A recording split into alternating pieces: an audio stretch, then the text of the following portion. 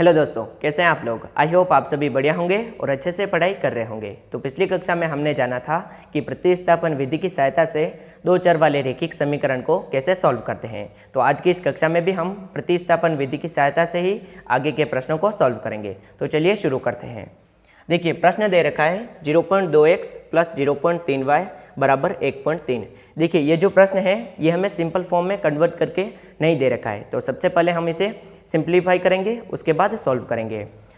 तो देखिए, लिखेंगे 0.2x प्लस 0.3y बराबर में है 1.3।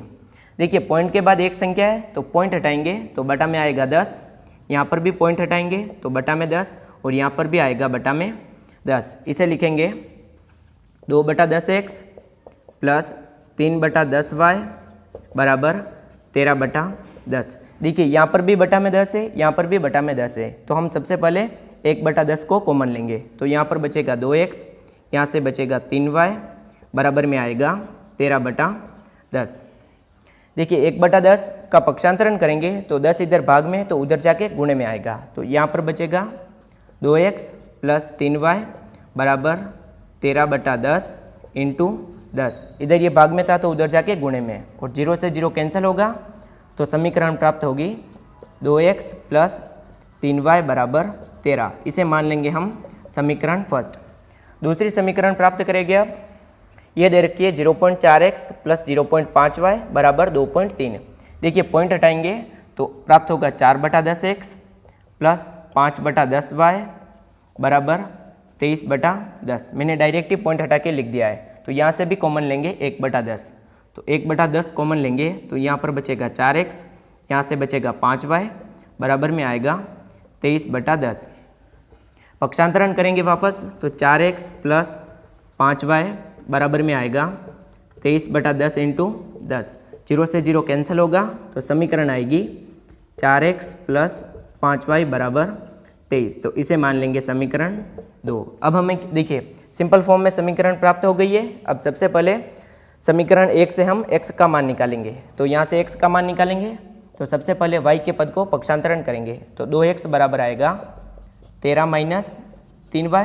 तो x बराबर आएगा 13 माइनस 3y बटा 2। इसे मान लेंगे हम समीकरण 3। अब जो समीकरण 3 का मान है इसे लिखेंगे समीकरण 2 में। तो यहाँ पर लिख देंगे समीकरण 2 व 3 से।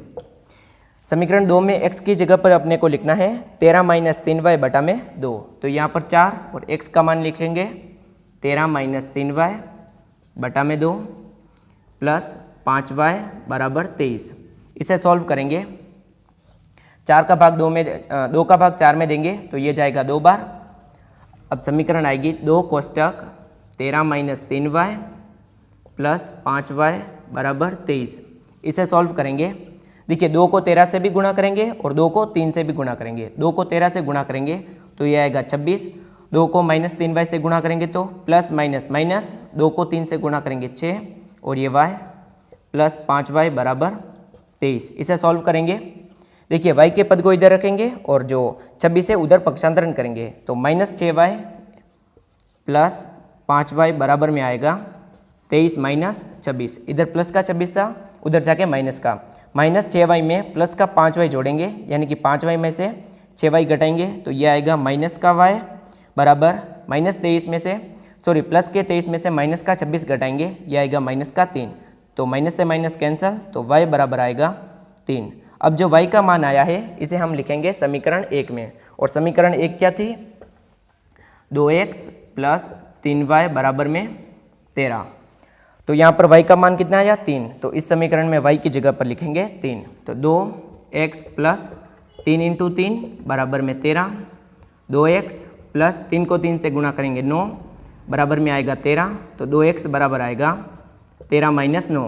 तो 2x बराबर आएगा 13 में से 9 घटाएंगे 4 तो x बराबर आ जाएगा 4/2 और 2 का भाग 4 में देंगे तो 2। तो यानी कि x बराबर आया 2 और y का मान आया 3।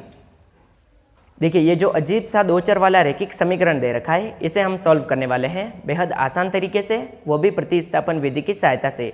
तो चलिए शुरू करते हैं। देखिए, समीकरण है √2x प्लस √3y बराबर 0। तो इसे हम मान लेंगे समीकरण 1 और इसे मान लेंगे समीकरण 2। अब समीकरण 1 से हमें मान ज्ञात करना है x का। तो सबसे पहले क्या करेंगे, y के पद को पक्षांतरित करेंगे। तो लिख देंगे समीकरण 1 से √2x बराबर आएगा माइनस का √3y। इधर प्लस में था तो उधर जाके माइनस में, तो x का मान ज्ञात करेंगे। तो x बराबर आएगा -√3 अपॉन √2y। इसे अब मान लेंगे हम समीकरण 3। अब जो समीकरण 3 का मान है इसे लिखेंगे समीकरण 2 में। तो लिख देंगे समीकरण 2 व 3 से समीकरण 2 में अब x की जगह पर लिखना है ये x का मान। तो लिख देंगे √3 और x का मान कितना है √3 upon √2 into y minus √8y बराबर 0। इसे अब गुणा कर देंगे।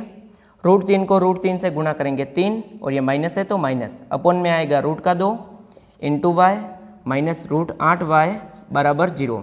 देखिए -3 अपॉन √2 और यहाँ पर है √8, इसमें कोई कॉमन नहीं आ रहा है तो हम कॉमन लेंगे y को।